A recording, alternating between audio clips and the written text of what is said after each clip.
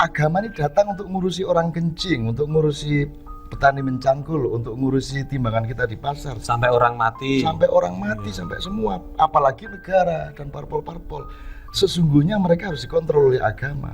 Cuman sekarang karena sekularisme yang terjadi, akhirnya karena agama tidak punya otoritas dan agama sendiri tidak mampu diekspresikan dengan kewibawaan oleh para pelaku agama, termasuk oleh kiai-kiainya, akhirnya agama menjadi pengemis di bidang politik. Saya kira kita harus menentukan sikap ini. Cak Nur yang harus bertanggung jawab. Nur Khalis Majid. Dia harus ngomong. Dia harus ngomong lagi mengenai sekularisme itu apa sebenarnya, sekularisasi itu apa. Ini karena kita dipandu oleh nabi-nabi modern tapi nggak diterusin.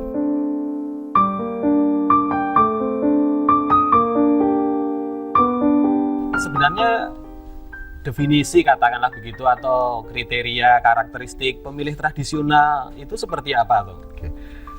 Boleh saya kasih background dikit sebelum jawab ya. Jadi kalau di analis luar negeri ya, di Australia, Amerika, Belanda, Prancis, itu sangat dipakai nih idiom pemilih tradisional.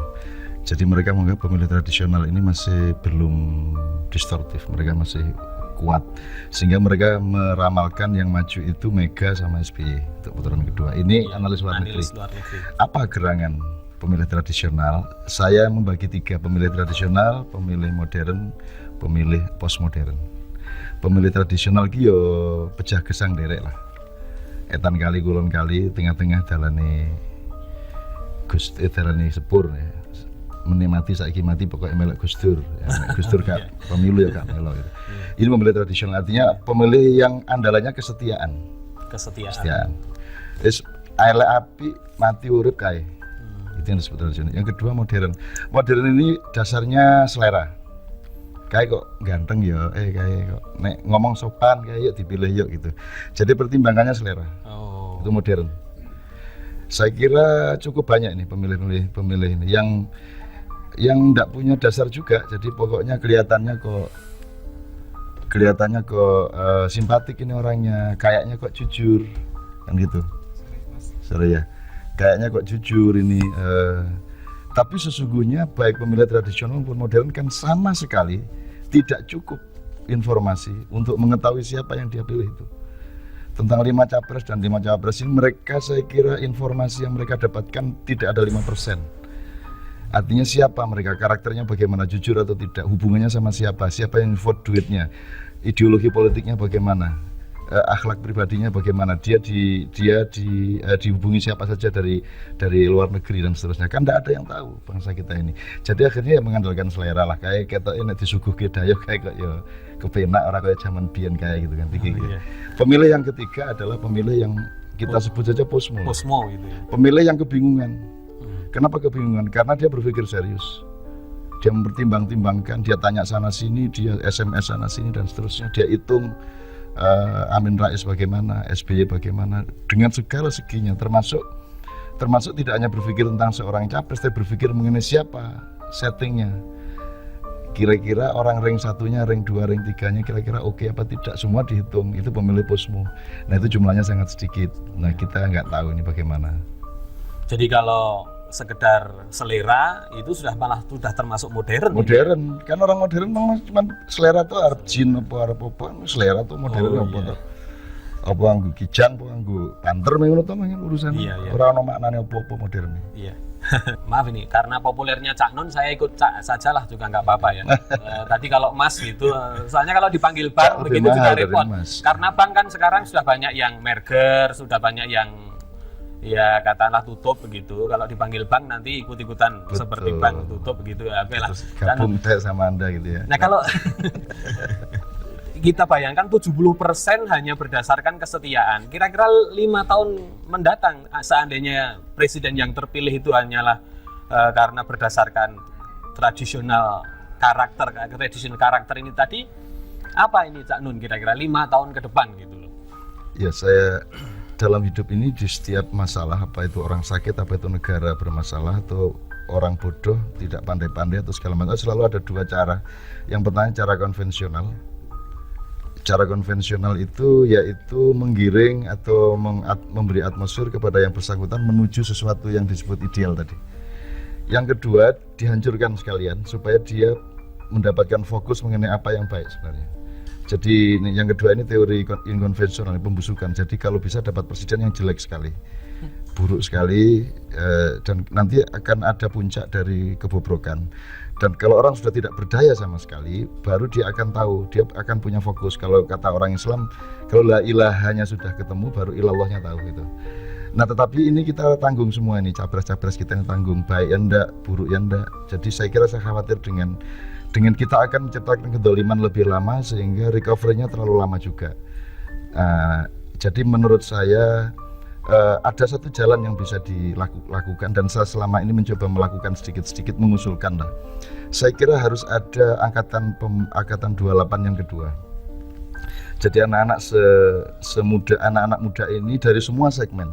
Anak muda PDIP, anak muda PKB, anak muda parpol-parpol, anak muda sipil militer, dari ormas atau dari tekian-tekian ya, dauri-dauri, preman-preman atau siapapun saja. Yang belum tahu tekian itu. Tekian itu sedikit lumayan kayak sampean tuh lah, sedikit lumayan. Nah, itu menciptakan satu jaringan baru generasi muda Indonesia. Berpikirnya 30% tetap konsentrasi pada pemilu 2004, tapi 70% berpikir proyeksi ke depan lebih panjang. Maksudnya nanti supaya kontrol rakyat, itu diwakili para pemuda tadi, kontrol rakyat menjelang 2009 itu sudah cukup kuat. Sehingga nanti kalau ngomong visi misi segala macam itu sudah konkret. Kalau sekarang kan klise itu. Klise ya. Klise opo itu debat presiden barang itu kan kayak munakosah di pesantren atau ujian skripsi. Dan yang diomongkan tuh ya sama dengan anak-anak kelompok diskusi bulan-bulan pertama lah. Gitu. Iya. Baiklah para pemirsa dan juga para hadirin, kita akan minta katakan ilustrasi atau gambaran yang jauh lebih jelas lagi mengenai pemilih tradisional ini.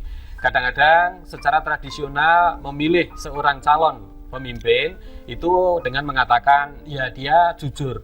Tadi ditanyakan oleh Cak Nun, bagaimana dia tahu bahwa ya seseorang itu jujur? Mungkin dari ya katakanlah prejengan kalau orang Jogja bilang, atau penampakan, oh maaf kalau penampakan nanti dunia lain ya. Performance katakanlah begitu ya, performance atau penampilan bukan penampakan. Nah, ini kita ingin tahu yang lebih kalau lagi. Kalau performance Mas ya, maling bodoh itu lebih ganas dan lebih berangasan dibanding maling pintar. Kalau maling pintar itu sopan, elegan, ya, tutur katanya bagus. Kalau masyarakat masih berpedoman kepada performance fisik, ya bodoh pokok omong ngomong lah. Nah sekarang saya kasih ilustrasi. Saya kasih dua macam ilustrasi. Sebenarnya sudah ada semacam peralihan atau konversi dari pemilih tradisional ke pemilih modern. Saya kasih dua contoh. Saya sama Kiai Kanjeng bulan Juni ini keliling ke 24 kota.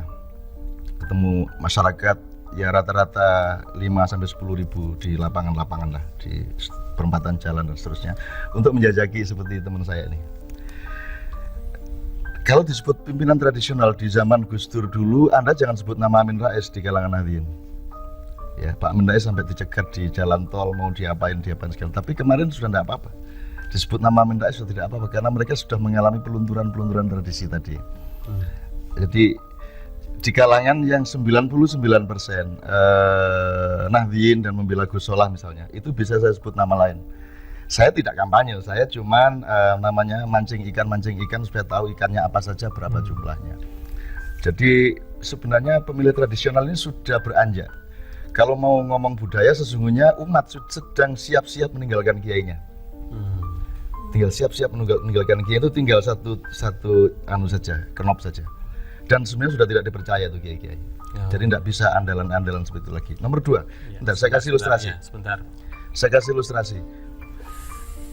Di tempat-tempat capres ini, itu ada surat tumpukan segini-segini Mas. Itu satu lembar satu lembar dari satu kiai atau satu pesantren, surat pernyataan dukungan, nama kiai ini, tempat di sini, umat 2 sekian ribu menyatakan dukungan. Dan itu lamaran kepada capres ini ada segini Mas, jadi tidak tahu berapa ribu. Dan saya tidak yakin apakah satu surat yang sama tidak difotokopi dikirim ke semua capres. Saya kira Anda bisa melihat itu. Artinya Nek sampean sama saya dukung seseorang kan tidak perlu ke sana kita nyoblos aja. Nah sekarang ada tradisi modernisasi. Jadi sekarang ada modernisasi, jadi tidak sekedar saya setia sama Pak Hasyim, setia sama Bu Mega, setia sama Gus Solah, setia sama Amin Rais. Saya akan tidak sekedar menunggu siapa yang membayar saya akan bikin proposal supaya dibeli. Jadi itu modern. Nah, jadi proaktif. Ini pergeseran dari pemilih tradisional ke pemilih modern ini cukup besar. Oh ya. Baik, ini ada telepon dari pemirsa. Ya, halo, assalamualaikum. Waalaikumsalam. Iya, dari siapa Pak? Pak Herlambang. Oh, dari Pak Herlambang. Iya, silakan Pak. Selamat kita bertemu, juga tambah lemu. Ini saya lebih setuju pemikirannya Cak Nun tadi, ilustrasinya bagaimana. Memang saat ini saya sendiri juga mempertimbangkan. Contohnya menentukan satu jago A umpamanya. Hubungan sama Amerika sampai sejauh mana, B, C, D, E, F-nya sampai sejauh mana. Setelah saya menganalisa pakai antitesis. Bagaimanapun juga sekarang ada dua kutub. Satu, yang mau mempertahankan kemerdekaan ini atau yang mau menjual negara ini. Ini belak-belaknya aja. Pemilu ini yang menragati sopo, tim pemantaunya dari mana. Dan itu urusannya apa di Indonesia ini. Tidak perlu itu dipantau. Harga diri saya cukup tersinggung itu. Manusia Amerika kesini itu cukup tersinggung, Mas. Bagaimanapun juga kita diinjak-injak.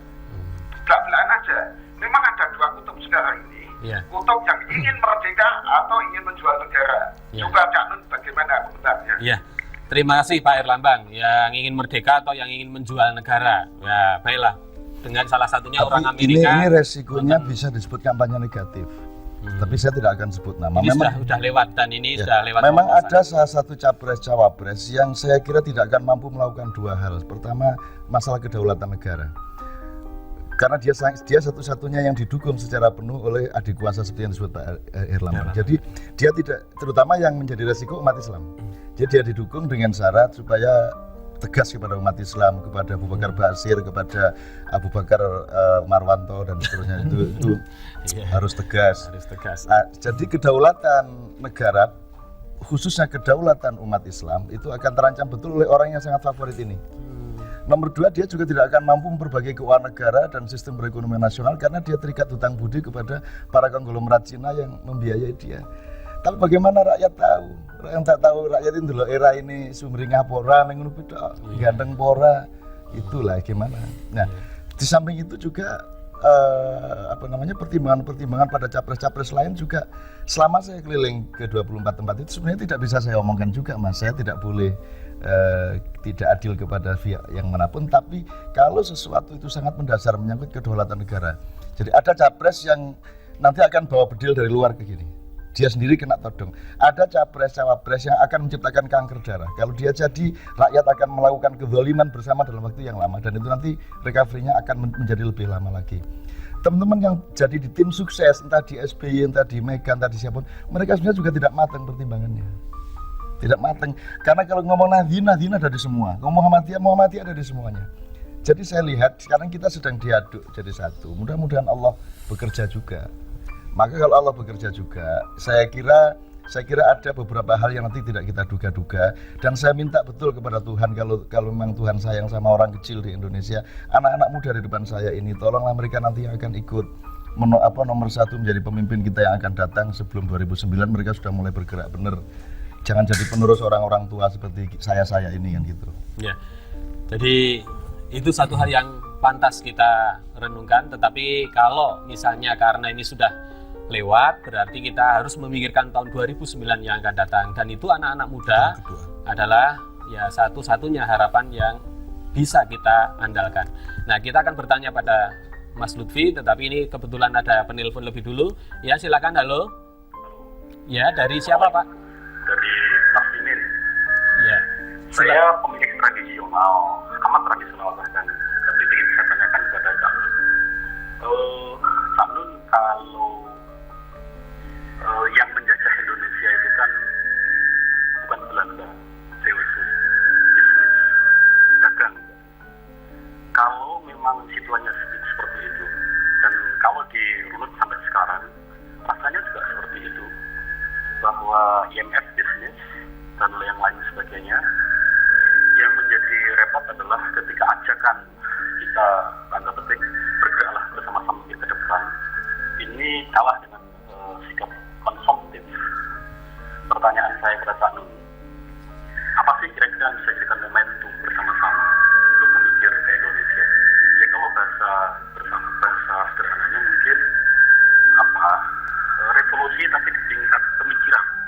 dikecilkan sedikit Pak volume televisinya.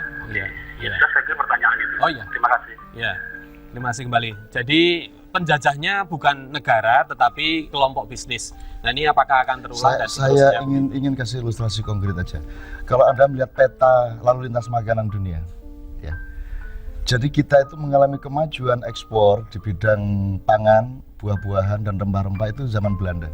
Jadi perekonomian kita di zaman Belanda itu luar biasa majunya. Kalau Anda bikin memetakan itu dan sekarang dibandingkan sekarang itu kita tidak ada 10%-nya Mesir, Israel, Yordania, yang padang pasir tapi mampu mengekspor pisang, jeruk, apel, mangga dan seterusnya, yang dulunya diminta dari kita. Nah, maksud saya, ini beliau tadi kan mengatakan sampai saya kira janjiannya sih dijajah kan. Yeah. Nah, kalau saya kira kita memang punya bakat yang besar untuk dijajah. Jadi mungkin ada baiknya bikin proposal lagi untuk supaya Belanda menjajah kita lagi. Tetapi saya kira itu bisa dihalangi dengan top down revolution. Yang saya maksud top down revolution itu bukan kita beramai-ramai ke Jakarta mengepung istana dan Senayan untuk kita ambil alih, bukan. Tetapi kita melakukan subversi baik kepada siapa presidennya yang jadi nanti. Yang ini cukup satu presiden asal dia uswatun hasanah, benar, dia mau revolusi benar. Ya, ini seorang presiden yang revolusioner. Revolusi maksudnya apa? Pertama, revolusi pemberantasan korupsi total. Dengan dia sendiri memberi contoh, dia sendiri kalau perlu kere. Nomor 2, revolusi untuk memprimadonakan kaum tani, baik tani darat, tani sawah, tani nelayan, tani kaki lima. Tani udara nggak ada loh. Tani udara nggak ono, soalnya larang itu ya. Jadi revolusi memprimadonakan ekonomi rakyat. Terus revolusi macam-macam, public service segala macam. Seorang presiden yang tahu bekerja untuk menyembuhkan bangsa ini. Itu boleh Wiranto, itu boleh Amin Rais, itu boleh siapa saja, asal mau mengerjakan ini. Kan sebenarnya siapapun jadi presiden oke-oke saja. Asal yang dikerjakannya benar. Itu yang disebut Bapak tadi revolusi. Revolusinya. Ini masih ada satu telepon lagi. Setelah satu telepon ini kemudian kita akan lihat feature. Silakan, halo. Halo. Ya, dari siapa? Dari Pak Heru. Dari Pak Heru. Bukan Heru Sutimbul ya, itu biasanya kalau di televisi itu Heru. Ya, silakan Pak Heru. Terima kasih, Cak Nun. Selamat sore, Cak Nun. Iya, selamat sore. Kita itu sebetulnya negara kita punya PR yang cukup besar, tapi sudah dilupakan oleh masyarakat kita bahwa kita mengalami krisis ekonomi terlama di dunia dari tahun 98 sampai dengan sekarang. Kemudian krisis ekonomi ini membawa implikasi yang nyata bahwa masyarakat mengalami apa yang disebut resistensi, artinya sudah kebal dengan itu, jadi mereka lupa. Kaitannya dengan pemilihan presiden ini terkait dengan pemilih tradisional, ini pemilih tradisional yang nyata-nyata mereka sebagai penyebab bahwa krisis kita tidak akan pernah selesai bila mereka tetap berperan sebagai pemilih tradisional di dalam pemilihan presiden ini. Akhirnya seandainya presiden nanti terpilih dengan dukungan mayoritas dari pemilih tradisional ini, bagaimana krisis ini akan bisa selesai? Menurut Pak Cak Nun, yang kami tanyakan, generasi muda yang diharapkan sebagai kalau menurut saya bottom up revolution itu yang bagaimana, karena karakter masyarakat kita itu biasanya pengikut orang tuanya. Artinya kalau orang tuanya pemilih tradisional sampai anak turun-temurun juga mereka akan mengikuti gaya pemikir dari orang tuanya. Menurut Cak Nun bagaimana? Terima kasih. Mengenai ketradisionalan itu akan diwariskan terus-menerus, dan bagaimana nanti cara mengubahnya, katakanlah begitu. Dan ini terkait dengan pernyataan Mas Yuli tadi ya, mengenai pemilih tradisional. Jadi di Indonesia ini ada yang stuck ya, jadi ngalor salah gitu salah. Pendidikan politik itu hampir mustahil dilakukan, karena yang begitu dia berurusan dengan politik, dia langsung menjadi partisan. Gitu. Jadi kalau dia melakukan pendidikan politik, berarti yang dia lakukan mobilisasi dan rekrutmen. Padahal pendidikan politik yang kita maksudkan di dalam bernegara ini adalah rakyat dipandu untuk mengerti hak-haknya sebagai warga negara dalam konteks kenegaraan dan kerakyatan yang seluas-luasnya. Nanti produknya dia mau milih pemimpin yang mana, parpol yang mana, itu produk dari dia sendiri. Sementara pelaku-pelaku politik itu kalau ketemu rakyat itu pasti langsung rekrutmen dan mobilisasi. Saya pikir saya merasa sendirian selama ini untuk melakukan pendidikan politik kerakyatan kenegaraan yang benar-benar netral untuk semua kalangan. Karena mustahil orang parpol akan begitu. Parpol ini pokoknya kuwi melu aku, nek ora iso tak bayar wis gitu. Gitu. Dan seterusnya. Nah, tetapi saya juga melihat rakyat itu yang enggak tradisional amat sebenarnya. Rakyat itu sekarang juga ya pinter-pinter juga lah. Misalnya kalau hari ini ada 3 order untuk kampanye, ya kita lakukan 3 kampanye. Itu kalau Pak ini mungkin cuma 20.000 enggak apa-apa 1 kilometer deh keliling pakai motor. Jam berikutnya mungkin Bu itu agak mahal itu ya 2 kilometer kan gitu kan dan seterusnya. Nah, sekarang saya hubungkan dengan pertanyaan yang terakhir, dengan pemilih tradisional yang seperti ini ada harapan atau tidak untuk melakukan perubahan-perubahan? Dan beliau pesimis apa anak muda? Apa ada anak muda yang mampu melakukan pemandirian dirinya dan membebaskan dirinya dari kontaminasi orang tuanya? Menurut saya sekarang yang dibutuhkan itu top down, bukan bottom up, down leadership. Itu cukup 1 orang tapi benar-benar. Dan itu paling lama 2 tahun kita sudah akan berubah. Tapi 1 orang ini jangan gemblelengan, ya, jangan gemblelengan, jangan gundul pacul. Dia ini nyunggi wakul bener dan jangan sampai wakulnya dijupoki dhewe segone dibadoki. Ya, sekarang yang selama ini kan wakulnya dijupoki dhewe dan jaga jangan sampai gelimpang. Sebab selama ini setahu saya wakul yang disunggi di atas kepala ini tidak pernah ditaruh di atas kepala, dikempit. Segone dijupoki dhewe kae. Oh iya iya. Saya tetap optimis Pak. Kalau saya tidak optimis saya akan menyumbang keputusasaan yang besar. Iya, memang harus optimis. Lemu kok pesimis gitu katanya begitu itu. Saya kira untuk calon-calon gubernur yang akan datang kita punya moderator ini yang sudah terbiasa. Baik, ini masih ada telepon lagi nih Cak Nun ya. Moga-moga pertanyaannya juga sesuatu yang hebat ini. Silakan, halo. Assalamualaikum. Waalaikumsalam dari Pak Indrani. Ya, Pak Indrani. Irjani ya. Assalamualaikum, Cak. Iya, waalaikumsalam. Tadi saya menyimak kalau menurut Cak pasangan-pasangan atau calon presiden dan wakil presiden ini masih tanggung-tanggung gitu ya. Sehingga menurut Cak Nun itu proses recovery di Indonesia ini lama. Nah sekarang ini calon-calon kan sudah ada dan malah sudah dipilih nantinya. Dengan kondisi seperti ini, menurut Cak Nun itu untuk supaya proses recovery Indonesia itu tidak menjadi lama, gimana strategi yang menurut Cak Nun itu? Karena bagaimanapun kalau kita mau menemukan mungkin idenya Cak Nun tadi, udahlah presiden paling buruk sehingga proses recovery bisa cepat sehingga kita tahu kelemahan dan yang lain. Saya pikir itu yang bisa saya tanyakan. Makasih Cak Nun. Terima kasih kembali. Waalaikumsalam. Nah ini jadi malah akan seneng memilih presiden yang paling buruk itu. Enggak juga. Jadi segini, saya berpedoman bahwa manusia itu dinamis. Kadang-kadang kalau ada pemilihan lurah yang satunya ustadz, yang satunya bekas maling, itu bisa jadi yang lebih bagus bekas maling. Wah, Karena apa? Karena kalau dia ustadz, dia sudah baik citranya, sehingga dia tidak terpacu untuk melakukan apapun, ya, untuk meningkatkan presiden. Sementara si maling yang jadi lurah ini dia malu juga, dibilang maling. Saya mau menunjukkan bahwa saya berbuat baik, maka dia bisa jadi menjadi lurah yang termotivasi lebih baik. Begitu ya. Artinya manusia itu tidak mesti kok. Artinya sampai hari ini seseorang Anda nilai 8+ itu bisa jadi besok 7 min. Sekarang dia seorang bandit yang seorang bandit yang kurang ajar, besok pagi dia mendapat hidayah dari Allah, dia bisa lebih alim daripada sampean. Bisa aja. Jadi manusia dinamis dengan dinamitas manusia. Saya selalu optimis dengan siapapun, tapi menurut saya yang terbaik kita lakukan adalah siapa nanti yang jadi. Kita lihat punya akses nggak Anda untuk mempengaruhi dia. Siapapun yang jadi artinya dia yang punya, ya dia yang pegang pedang. Kalau kita bisa pengaruhi dia, Anda mau jadi orang besar enggak? Anda mau dapat mahkota enggak dalam sejarah Indonesia? Apa yang disebut mahkota presiden? Mahkota adalah kalau rakyat tertawa, itulah mahkotamu. Kalau rakyat menangis, itu mahkotamu ambruk dari kepalamu. Nah sekarang siapapun presiden yang jadi, harus difikirkan kemungkinan untuk memberi pengaruh terus-menerus kepada dia, sehingga dia berbuat yang terbaik, sehingga tingkat kontrol dari mahasiswa harus besar, tingkat kontrol dari parpol-parpol lain harus besar. Saya agak menyesal kepada PKS dalam arti PKS kenapa tidak bikin oposisi murni misalnya.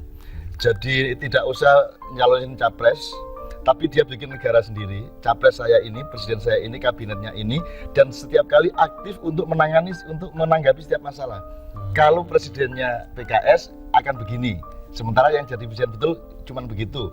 Kalau menterinya PKS akan berbuat begini. Jadi selalu menjadi cermin bagi pemerintahan yang resmi. Bukan dia bergabung kepada salah satu. Sebenarnya gitu. Ini mumpung ada teman-teman PKS di sebelah pojok sana.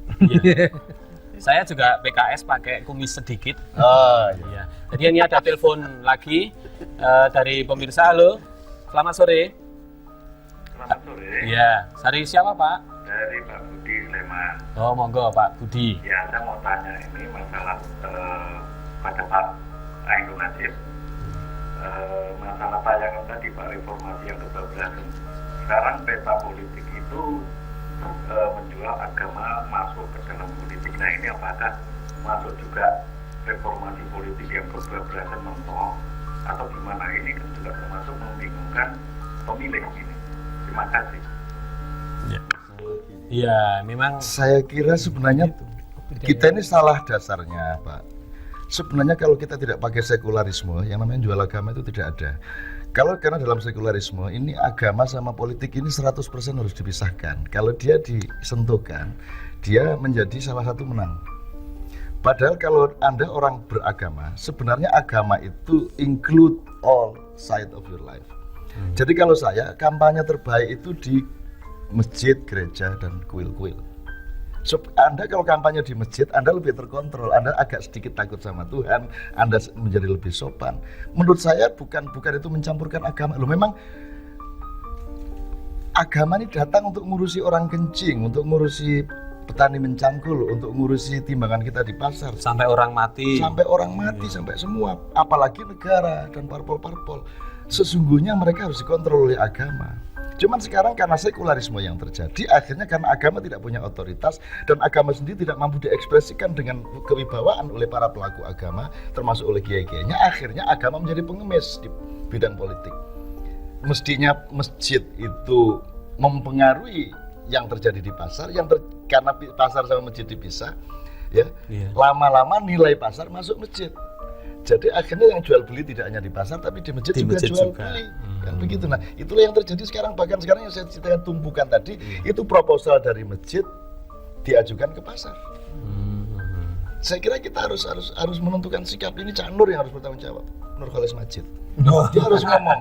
Dia harus ngomong lagi mengenai sekularisme itu apa sebenarnya, sekularisasi itu apa. Ini karena kita dipandu oleh nabi-nabi modern tapi nggak diterusin. Sekarang tutup tengah sawah bingung nang bisa iki.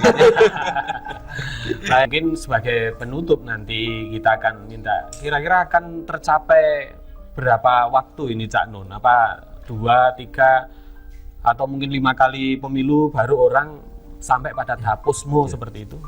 Saya mohon maaf, yang pertama yang kita antisipasi, yang paling ditakutkan teman-teman di Jakarta terutama adalah 2 bulan menjelang putaran kedua. Yang paling mereka takutkan adalah kalau MH tidak masuk tadi, Mega Hasim tidak masuk putaran kedua, itu paling ditakutkan karena akan ada situasi yang syubhat, situasi yang tanggung, bikin uring-uringan orang yang ikut beliau berdua.